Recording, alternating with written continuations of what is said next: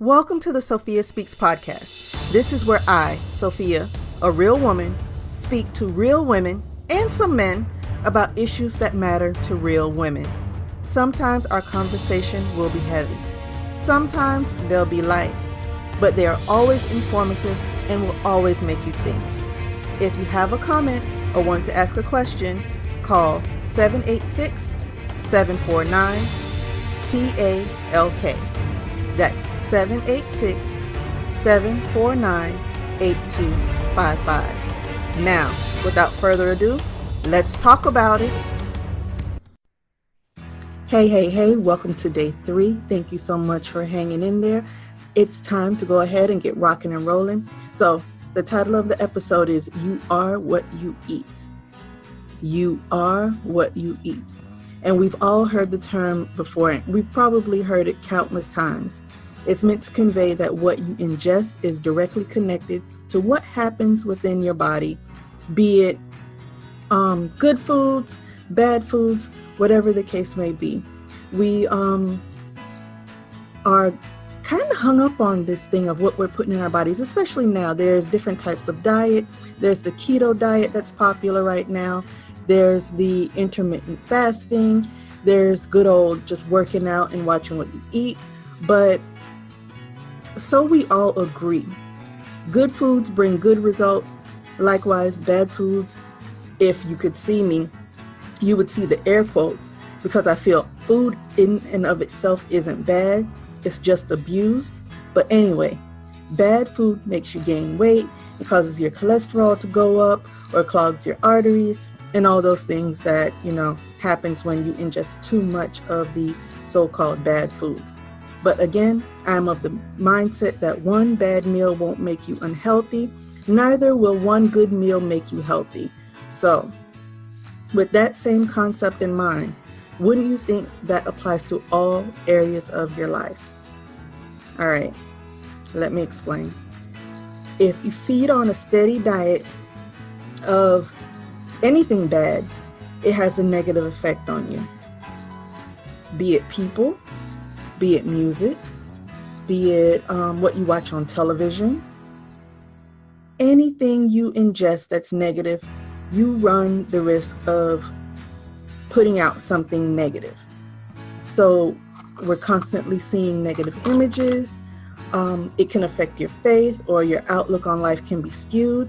But no matter the situation or the area, there is always a great possibility that if you don't set clear boundaries about your peace in your life, your peace of mind, and you allow other people, places, things, whatever you want to call them, you allow them into your space, it will cause your heart, your mind, your body, and your spirit to end up in a precarious predicament, and you won't know how you got there.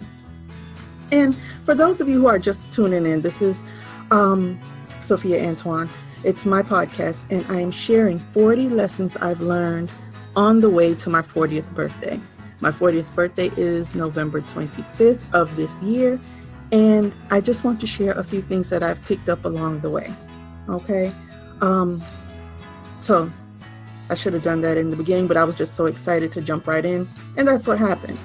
So stop listening to regurgitated issues that have nothing to do with you. This would help.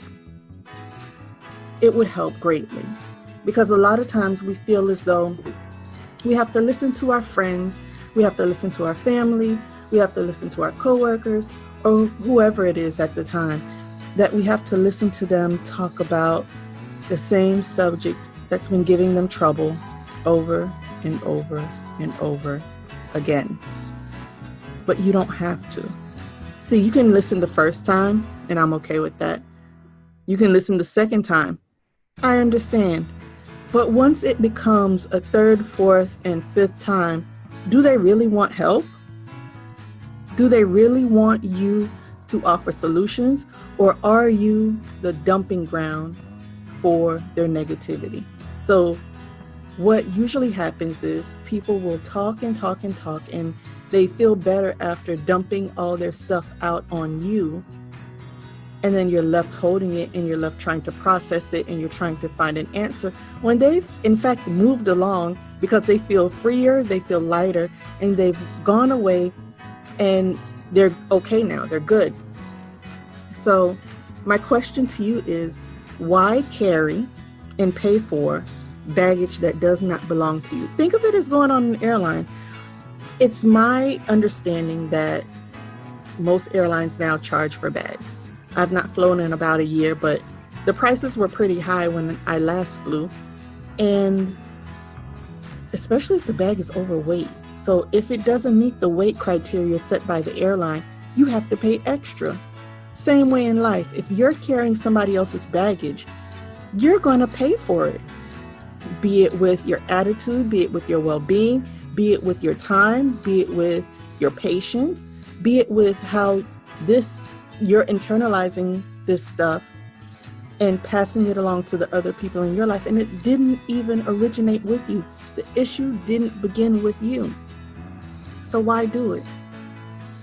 As a result of me having this philosophy of you are what you eat, I also realized that you don't help before you're asked. And you may be like, okay, Sophia, that's not really nice of you, because a lot of people need help. And if I see someone who needs help, I am obligated to help them. I feel as though I'm obligated to help them. I understand. That may apply when you are walking out of a door and you hold it for somebody else, or you're walking into a door, either way. That may apply when a little old lady needs help crossing the street, or an old man. That may also apply when you see somebody struggling, a pregnant mom coming from the grocery store. She's struggling to carry her bags. Fine. But that doesn't always apply to people with issues in their personal lives. It doesn't always apply to them, because you may attempt to help and they don't want it. So you're left feeling confused, you're left feeling rejected, and you just don't know where to go from there. And that kind of mars the relationship. So there are some people you've helped out of a situation multiple times, but until they hit rock bottom, you're going to keep being the one they run to because you enable them to do that. So trust me when I tell you that when a person is really ready, they know exactly how to end the cycle. So the takeaway from today's lesson is to make sure you find out what works for you and be steadfast in your stance. People know when they can push your boundaries. People know when you're really standing firm on an issue and when they can push you over. People know that you're a doormat. Not you in particular, but they know a doormat when they see one. Or if you stand fast in something and then all of a sudden one day you said, let me make an exception, they're going to redo whatever action it took to make you make that exception over and over and over again. That's how people are built. Not everybody, but some, but not all. Don't allow anyone to guilt you into consuming their mess, as it has the potential to make you sick. I understand there will be times when you have a cheat day, back in reference to food, but apply it to everything else. You're going to have a cheat day. You're going to want to help somebody. But as soon as you see it going left, as soon as that thing, that gut instinct tells you this is going to go left, you walk away. That takes strength. It took me time and it took me strength. As I was recounting a story to a coworker today, I was telling her I had this friend and her guy was cheating on her and had told her. And he just blatantly told her, oh, Sophia's telling a lie. She and I fell out for months, I think. Months, if not a couple years. We didn't speak, nothing. The friendship had just gone to hell. But coincidentally, if you want to call it that, the same girl that I told my friend that he was cheating with came up pregnant. Guess whose baby it was? Now, I know that was my friend. I was obligated to tell her, but she didn't want my help. This is partially why this lesson came about. So just be careful in the people you choose to help. Make sure they really want help. And most of the times when people want help, they'll let you know. They'll start taking steps on their own, and all you have to do is encourage them along the way. Okay? Get back to what makes your body work at peak performance. I'll repeat that because I messed up. Get back to what makes your body work at peak performance.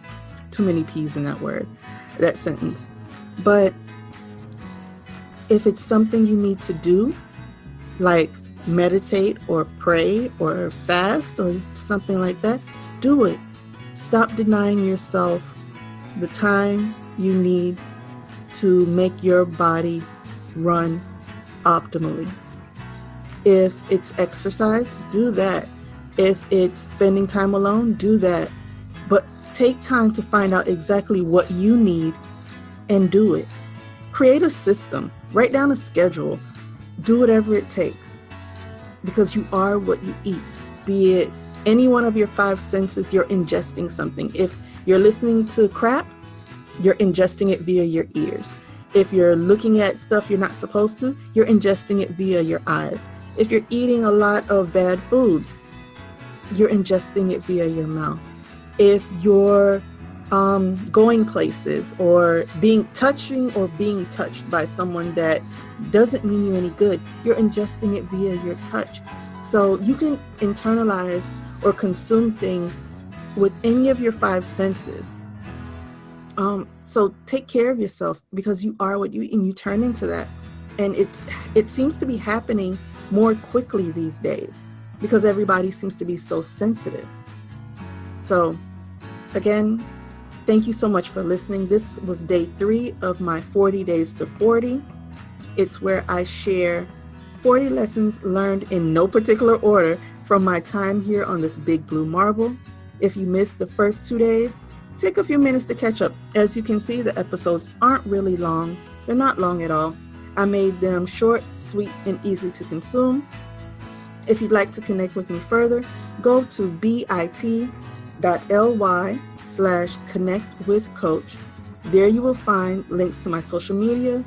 You can book a discovery call if you need coaching, or send me an email. You can send me an email right from my website. That's sophiaantoine.com. And I'd love to hear from you. I am thankful for all of the encouragement I've received just far after just a couple of days. So make sure you reach out to me.